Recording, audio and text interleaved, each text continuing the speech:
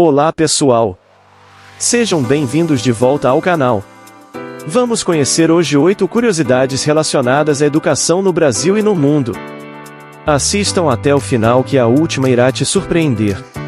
E a primeira delas relaciona-se com a universidade mais antiga do mundo.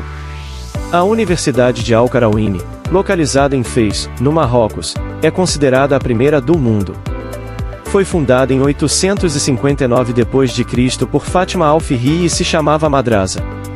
Já a Universidade de Bolonha, na Itália, é considerada a primeira do Ocidente, tendo sido fundada em 1088.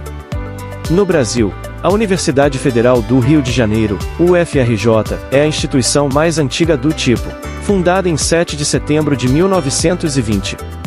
Antes dela existiam faculdades com apenas um curso, como a Escola de Cirurgia da Bahia, criada em 1808.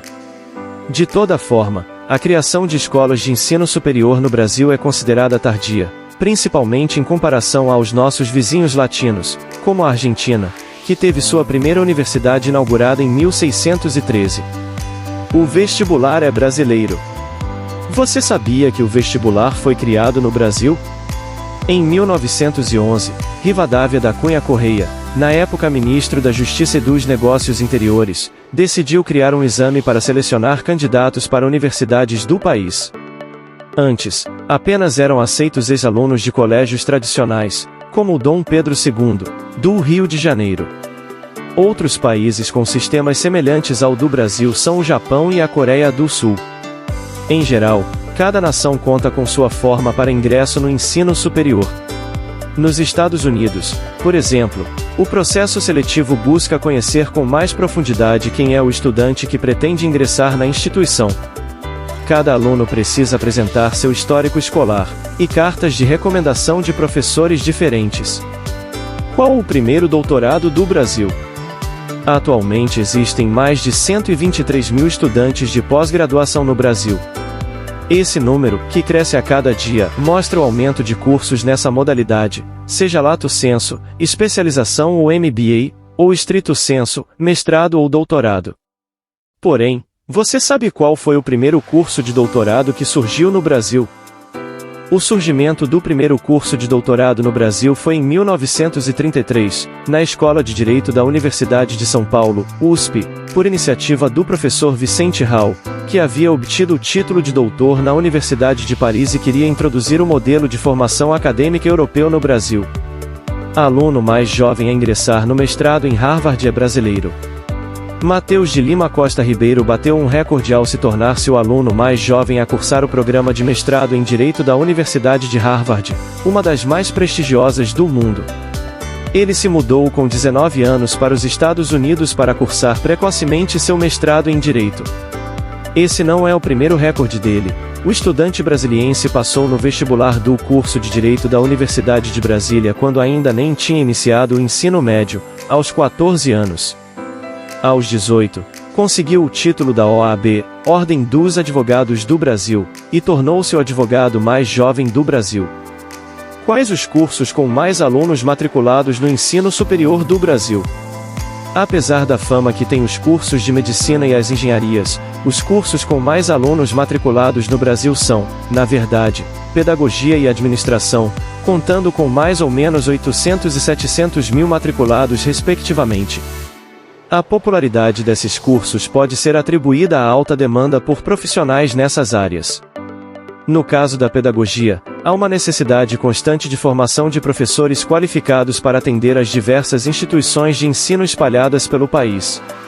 Já a administração atrai um grande número de estudantes devido à sua versatilidade e à ampla gama de possibilidades de atuação no mercado de trabalho, desde empresas privadas até o setor público.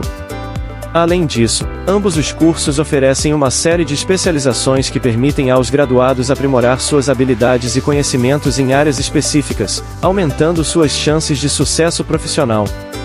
Diferença entre o início do ano letivo no Brasil e no exterior. No Brasil, o ano letivo geralmente começa no final de janeiro ou início de fevereiro e se estende até dezembro, com um recesso de fim de ano no meio. Esse calendário é amplamente influenciado pelo clima tropical prevalente em grande parte do país, que favorece um período prolongado de descanso durante os meses mais quentes. O calendário escolar brasileiro é dividido em 2 semestres. O primeiro semestre vai de fevereiro a junho, seguido por um recesso de 2 a 3 semanas em julho. O segundo semestre começa no final de julho ou início de agosto e vai até dezembro. No total, as escolas brasileiras devem cumprir, por lei, um mínimo de 200 dias letivos por ano. Em contraste com o Brasil, muitos países do hemisfério norte, como os Estados Unidos, Canadá e grande parte da Europa, iniciam seu ano letivo no final de agosto ou início de setembro. O término das aulas geralmente ocorre em junho, seguido por um longo recesso de verão. A principal diferença entre o início do ano letivo no Brasil e no exterior é o período do ano em que começa e termina. Enquanto no Brasil as aulas começam no início do ano, em muitos países do hemisfério norte, elas começam no final do terceiro trimestre do ano civil. No Irã, os meninos e as meninas são educados separadamente até ingressarem na universidade. No Irã, a separação de gêneros na educação é uma prática consolidada, refletindo normas culturais e religiosas profundamente enraizadas na sociedade. Desde o ensino fundamental até o ensino médio, os meninos e as moças estudam em escolas separadas, com currículos equivalentes, mas ambientes distintos.